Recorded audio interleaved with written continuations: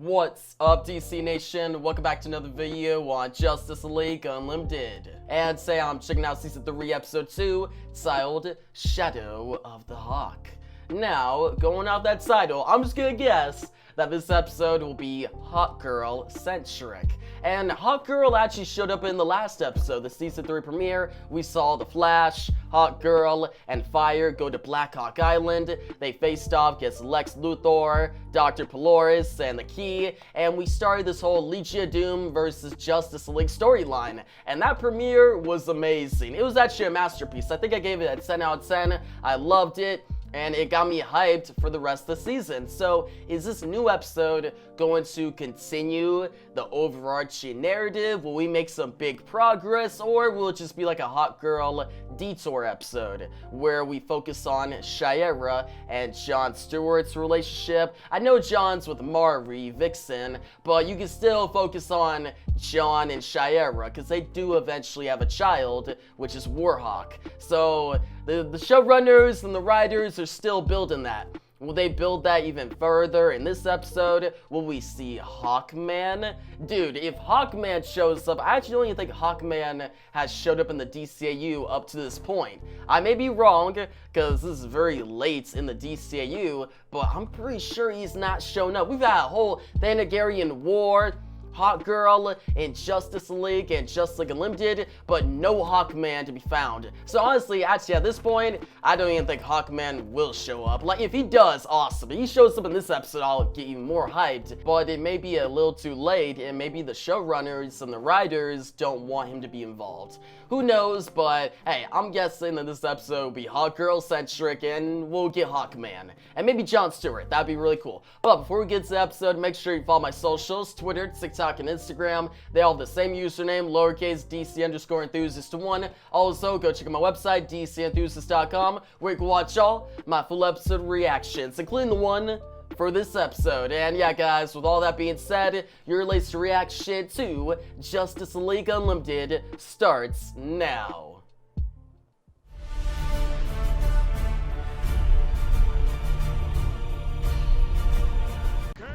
Just need to catch my breath, boo. Save a piece Boo? She said boo? Like, I know. Wait, is that John DiMaggio Bender? Oh, okay, they beat him. It's a really good Hey. Here comes Shayera. Dude, I like that all three of them are working together. Who is this? What the heck? Ooh. I'm not gonna lie. Alright. Okay. I'm going to give myself 2 times to pause in an episode going forward, alright? I know I said in the last one I didn't pause at all, and I said I wouldn't pause, but I'm going to only pause twice. I'm going to limit myself, okay? Because I have to pause at this one to go back, because I know I'm going to forget about this in the review. Alright, so only 2 times. Only 2.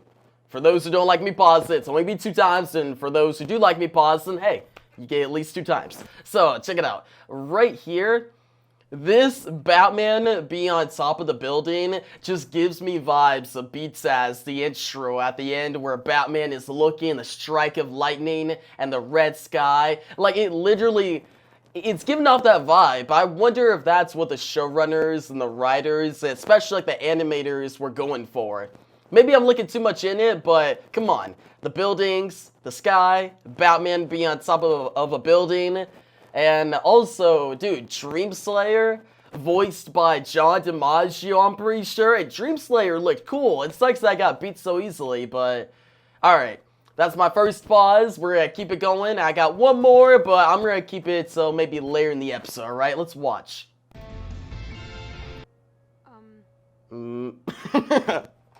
Yo, she's free. Like, Okay. she's open. Sure. Yeah, she ain't with John anymore. And, oh my god, Mari. John really had alright, John and Mari. And Shayera and Carter. And dude, the shadow. Oh, okay. Why did the shadow move like that I was actually so focused on the shadows, and they're more prominent, and then I remembered the title of this episode, Shadow the Hawk. She dressed up well. No, it's just, I've never seen you in a dress before. You don't like She fine as hell, man. That's what he's thinking. Fetching. If you want one for Vixen, I can tell you where I got it. Chill out. Oh my god. Glad I called you before you did something stupid. Bruce, my boy Batman. Batman's on it. Yeah, they were about to do something stupid. John was caught up and Shayera was going along with it.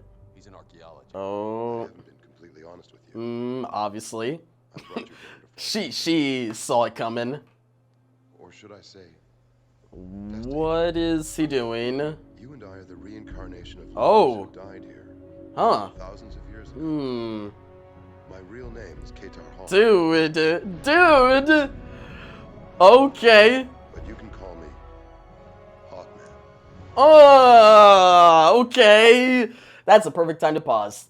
Alright, that's gonna be my second pause, and we're literally halfway through the episode, so hey, this warrants a pause. That was such a good reveal. And I knew that it was Carter Hall, and I know, or Carter Hall, and it's Hawkman. But dude, look at his costume. His costume looks so smooth, and they obviously have some chemistry, even if there's a lot of suspicious activity going on with the shadows. And seeing Batman versus, well, or the Shadow Thief, I think, going after Batman. And yeah, dude, I'm excited to see what Hawkman's going to say. It seems like they're going with the Egyptian lovers, you know, lovers in the past that died and they get reincarnated. And I think so. I think they're going to go with the reincarnation story, or they may just go with something completely different. I'm just trying to figure out how Hawkgirl being from Thanagar is going to be involved here. Did they both come from Thanagar, come to Egypt, become lovers, then die and get separated? We'll see. Wormhole into an uncharted sector of space. Okay, cool ship. Right here when their ship ran out of fuel. Dude, the animation here looks really cool. And, yep. Oh, okay. Stranded, with no way to get home. So they're Thanagarians that landed in Egypt, and they were lovers. Yeah. And they succeeded. Beyond Ooh. their wildest dreams. Cool setting. They're combining, like, the Golden Age and Silver Age Hawkman origins, I think. Compassion, and the people loved us. But there were factions that resented these two gods from another world. Batman. Let's go. I've been afraid of shadows. Yeah, he lives in the shadows. Dude, Batman is so cool here. I'm so happy he's involved here, that he went, searching. They're long-lost lovers, but we'll see if Shayera actually, it looks like she's buying into it, maybe, or... You'll see the truth. But she loves John Stewart, though. It's destiny. It's just the Absorbicron. I've waited thousands of years for us to find each other. I can wait a little longer. Okay. Respect. My homie, well, you should never wait on a girl, but in this case, hey, he's been waiting that long. He's like, just a little longer. How stupid do you think I am? Scale of 1 to 10. Funny. Scale, man. Paul was the one I didn't trust. Right. Yeah. You planted this bug. How much did you hear? A bunch of nonsense about reincarnation and destiny. Maybe it isn't none. But didn't they go on a date? You really believe it? Shayera and Carter, and did Batman hear the entire date? He was just listening on their... Oh my gosh. Ooh. Yo. Okay.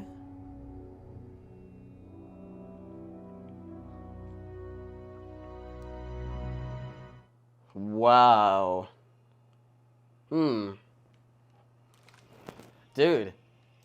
What an episode. That was actually really good. Like, I enjoyed that, how they showcased Hawkman, and actually I'll get into it in the review portion.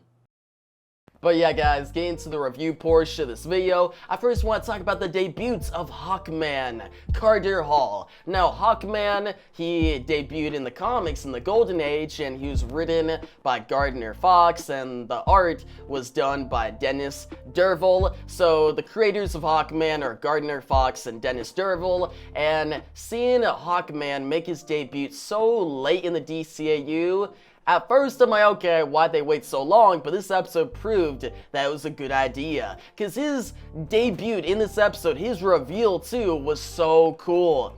And I liked how they mixed Golden Age Hawkman with Silver Age Hawkman, just because Hawkman is one of the most confusing characters in DC Comics, and you gotta combine some of his origin stories sometime to actually make it make sense. So they did that in this episode, and just seeing Carter Hall, at first, okay, he's suspicious, seems like a stalker, but he has some chemistry with Shayera, and then we eventually find out he's Hawkman. His design looks really cool, and seeing him in action and so focused on getting Shayera back, them being lovers again, was interesting and true to his character. It was really cool. I enjoyed that. Now, let's talk about the Hawkman and Hawkgirl modified origin story. So going back to how they combined Golden Age and Silver Age Hawkman, they did the same thing for the origin story, where Golden Age Hawkman and Hawkgirl, they are Egyptians who fall in love and they die and then they're reincarnated. Now Silver Age Hawkman, Hawkgirl, they are Thangarian law enforcement that land on Earth and then die and are reincarnated. Where here in this episode we find out, yeah, they were Thangarian law enforcement, they were both from Thangar, they crashed their ship in Egypt, and they got even closer. They're already kind of lovers, but they got even closer. Like, their bond was just tightened, and then they died together. They got killed, stabbed, and then they were reincarnated, but somewhere along the line, they got separated, and Hawkgirl has just been on her own. Hawkman has been on his own, but now he's finally sought her out, and he's trying to get them back together, but Shayera, she's kind of against the idea. So yeah, I like how they did the origin story in this episode. It was well paced, well done, and let's go on to Batman's involvement in this episode. Batman was the best backup. Just him telling John Stewart and Hawkgirl how it is being real with them, and then Batman following Hawkgirl because he knows there's something off with Carter Hall. He didn't trust him, and then Batman going through that pyramid, which by the way, the pyramid setting was so dope. It was utilized well, all the hieroglyphs and just the background, the shadows, and Batman versus the Shadow Thief and him being in the shadows. Like Batman fighting the shadows and not being afraid of it, and that one line where he's like, hey, I live in the shadows, I'm not afraid of them. I was like, that is so dope, that is so Batman. Just seeing the Dark Knight in this way, like, he's not the main character of this episode, but he was heavily involved in the best way possible. So yeah, I loved Batman's involvement. Now, let's talk about John Stewart. So we see John Stewart, he's still with Vixen, and he's struggling with the idea of should he be with Vixen or Shayera, because John Stewart, he brings up what he found out in the Once and Future thing. When he's talking to Batman, he's like, hey, there's destiny that has to happen. Me and Shayera are supposed to get together and have a son named Warhawk. And Batman, he keeps it real with John Stewart. He's like, so why are you still with Vixen? If you're so caught up with this destiny, then make it happen.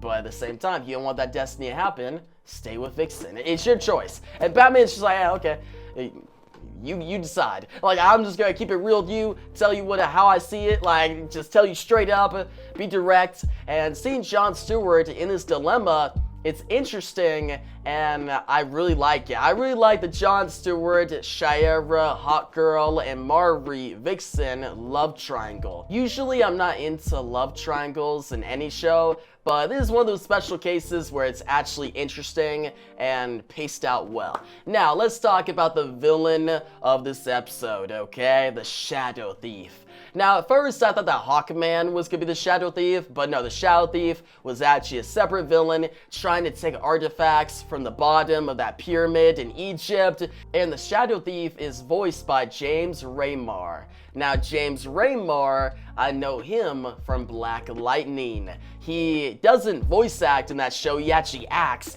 He plays Peter Gamby, yeah, Gamby in that show, who is basically like the Alfred to Jefferson Pierce Black Lightning. And dude, the totally different roles, but I really like seeing James Remar in this position, him acting as the Shadow Thief, and it shows that his voice acting skills are on point. Like how he delivers the lines in this episode, he's menacing, he's interesting, and yeah, I just overall liked the Shadow Thief. Like just to use the shadows, how the animators pushed that and really emphasized the shadows in the background, made it very enjoyable to watch, and I just tried to catch every time a shadow moved. And I honestly hope the Shadow Thief returns, because he was a cool villain, but he got beat really fast at the end, and I hope he's not just a one-done. He probably will just be a one-done, but if he returns, I'll get hyped. Now, one more thing I want to talk about in this episode is the villains in the beginning, okay? That criminal group that Batman, Shayera, John Stewart, Vixen were all fighting against, right? I think it was just those four. There may have been one more character, but yeah, there was a group of Justice Leaguers going up against villains like Dreamslayer, which Dreamslayer was voiced by John DiMaggio. I actually checked on that. I guessed correctly. John DiMaggio, Bender, and Dreamslayer actually looked really cool. It's like that he got beat so quickly in the beginning of the episode. Maybe that character will return. And then there was a couple other villains that I couldn't really figure out, and I still can't really figure out. The only other one that I actually figured out was Lord Havoc, who was the guy who like punched Batman in the very first shot of the episode, and I can actually totally see it now. I was kind of thinking Lord Havoc in the back of my mind when I was watching that beginning, but I didn't think they would bring Lord Havoc on the show out of all characters. But hey, they brought him in as a quick villain, which that he kind of is that villain. Like he's okay in the comics and he doesn't really show up that much. He's very obscure, so just him being on the show is a big deal for his character. But yeah guys, overall I enjoyed this episode. A great follow-up to the previous one. Not as good as the premiere, but still amazing, and that's why I'm gonna give it a 9 out of 10. I highly recommend it. You guys, some of your thoughts on this episode down below. What do you think about the new or the modified Hawkman and Hawkgirl origin? What do you think about Shadow Thief? What do you think about Batman and John Stewart's involvement? And yeah guys, if you like the video, give it a thumbs up. New to make sure to subscribe, hit that notification bell so you don't miss out on the next Justice League Unlimited reaction and review. And yeah guys, thanks for watching and peace out.